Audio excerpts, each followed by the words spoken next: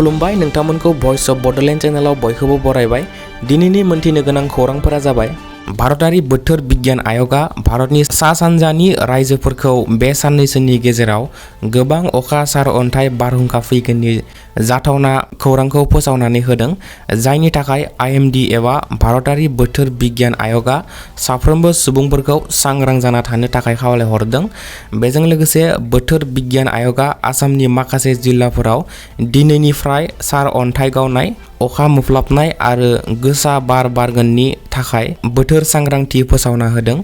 बोथोर बिगियाननि बादिब्ला मिरु आसामाव माखासे जिल्लाफोर जेरै बरपेटा, गवालपारा, कामरुप, नलबारि बेफोर जिल्लाफोराव गोख्रों बारहुंखा सारअन्थाइ आरो 50निफ्राय 60 किल'मिटार पार आवारनि गोख्रैथिजों बार बारगोन आरो बेफोर जिल्लाफोराव गोबां अखा फैनायनिबो जाथावना फोसावना होदों।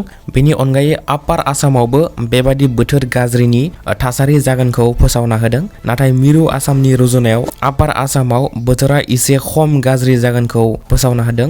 बेफोर फोसावजानाय जिल्लाफोरनि मुंफोरा जाबाय सराइदेव, धेमाजि, डिब्रुगड़ आरो तिनिसुकिया जिल्ला। बेफोर जिल्लाफोराव बारहुंखा सारअन्थाइ आरो 40निफ्राय 50 किल'मिटार पार आवारनि गोख्रैथिजों बार बारगोन होनना बोथोर बिगियाना फोसावना होदों।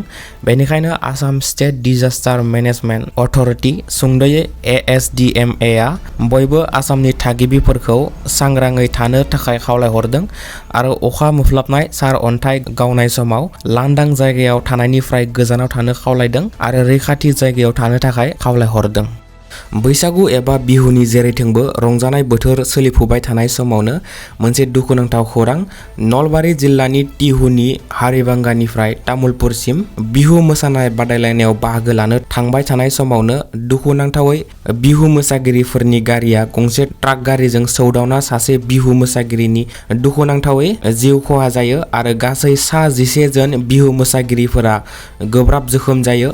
बेनि मादाव साबानि थासारिया जोबोद गाज्रि होनना खौरां मोनदों। खौरांनि बादिब्ला बे जाथाया तामुलपुर नाग्रिजुलि र'डआव जादोंमोन।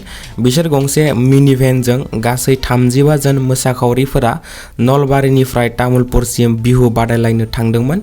बेयावनो पान्जाबनि नाम्बार गोनां गंसे ट्राक गारिजों बिसोरनि मिनिभेनआ सौग्रावना बे दुखुनांथाव जाथाया जायो आरो सासे मोसाखावरिनि दुखुनांथावै जिउ खहा जायो। जिउ खहा जानाय सुबुंनि मुङा निसामणि हालय होनना सिनायथिनाय जायो।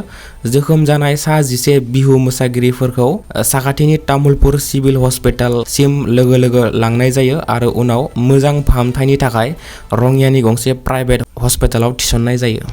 थांनाय 2018 मायथाइयाव जालांनाय आभि नील केसनि सायाव कर्टनि जोबथा थिरांथाखौ आभि आरो नीलनि नखरनि सोद्रोमाफोरा गोजोननाय फोरमायनायखौ नुनो मोनाखै। आभि आरो नील, जाय बिथां सानैया कार्बि आंलं बेरायनो आरो दै बाज्रुम नायनो थांदोंमोन, बे समावनो बिसोर सानैखौ गथ' लांखारग्रा साखन्द्रा साजायना जायगानि थागिबिफोरा बुना बुथारदोंमोन।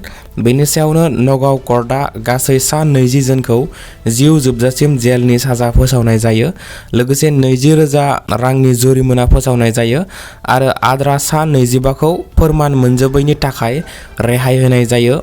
बे सा 20 जिउ जोबजासिम साजा फोसावजानाय दायनिगिरिफोरनि गेजेराव 3 बर'फोरबो दं। जिउ जोबजासिम साजा फोसावजानाय 3 बर'फोरनि मुंफोरा जाबाय बिस्वाराम सोरगियारि, पान्थें बसुमतारी आरो दिपज्योति बसुमतारी आरो गुबुन आद्रा थानायफोरा कार्बि आरो गुबुन गुबुन हारिनि ट्राइबेल सुबुंफोर।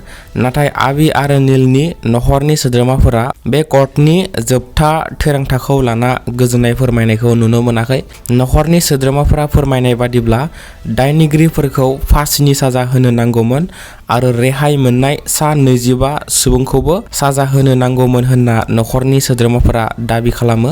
आरोबाव जिउ जोबजासिम साजानि सोलाय फासिनि साजा होनांगौनि थाखाय कर्टआव आरोबाव केस थिसनबावगोन होनना नखरनि सोद्रोमाफोरा फोरमायो। लोगोसे रेहाय मोननाय सा 25 सुबुंफोरनि हेंथाबो साजा मोननांगौनि थाखाय आरोबाव केस थिसनबावगोन होनना आभि आरो नीलनि नखरनि सोद्रोमाफोरा फोरमायनायखौ नुनो मोनदों। थांनाय हरनि थाद'नाय गैयै अखा बारहुंखा फैनायनि जाहोनाव गहपुर हालामनि आलुफारा गामिनि सेन्टाराव सोरखारि दंफाङा बायनानै गोग्लैसिनना बर' आइजोफोरनि दखानफोरा सिलिंखार जाजोबो।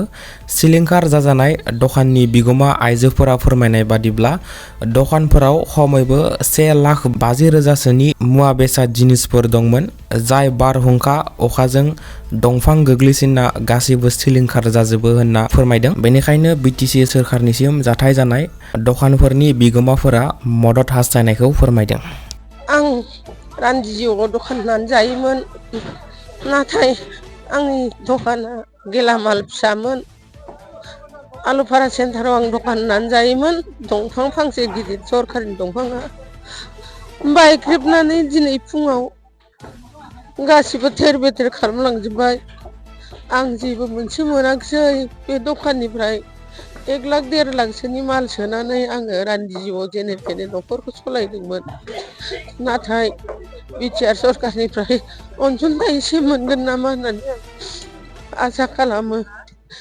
उन सिगां आंनि जिउखौ एसे दखानखौ सहायफोर मोनगोन नामा अनसुंथाइ होननानै आं नैबे फंनैसो रावखौ फोरमायहरनाय जायो।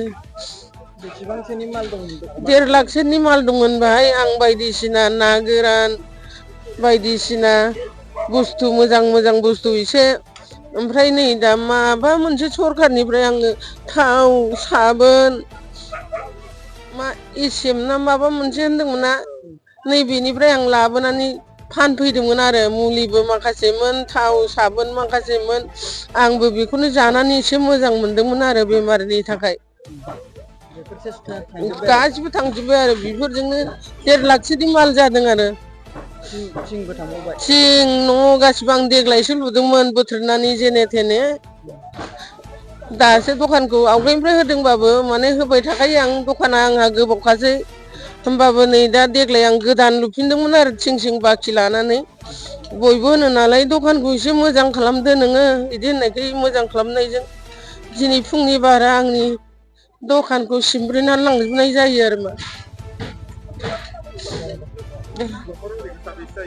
जोंहा न'खराव फिसाला बिमा, जों दा फिसाला साथाममोन, बिसोर जुदा जाजोब्बाय। आं बिमा फिसाल' जायो आरो। फिसालाबो गैया, अदालगुरियाव हिनजाव आलासि जानायखौ लायनो थांदोंमोन। दा रावबो गैया। जेने थेने फिसालाया हाजिरा मावहैयो पासिघाटआव। आं दखान होनानै बाहाय बिहामजो बिखुनजो सलियो आरो जेने थेने। जोबनायाव गोबां नायगिरि बिथांमोना आं भिडिअ बानायनायाव बबे माइकखौ बाहायो बेनि बागै गोबां सोंहरबाय थायो। बेनिखायनो आं बाहायनाय माइकखौ नोंथांमोननो खोन्थाना होनो सानदों। आं बया M1 माइकखौ बाहायो, जाय भइस रेकर्ड खालामनो थाखाय जोबोद मोजां। आं बया M1 माइकखौ भइस रेकर्ड खालामनायाव बाहायो। बेयो जोबोद मोजां माइक जों इउटुबारफोरनि थाखाय। दामाबो 1,000 नि गाहायावनो फैयो। नोंथांमोना नोंथांनि मबाइलाव बे बया M1 माइकखौ कानेक्ट खालामनानै भइस रेकर्डिं खालामनो हागोन। बे बया M1 माइकनि लिंकखौ आं डिसक्रिप्शनाव होनानै दोनगोन। नोंथांमोना डिसक्रिप्शननि लिंकआव थुनानै फ्लिपकार्टनि गेजेरजों बे बया M1 माइकखौ बायनानै लानो हागोन।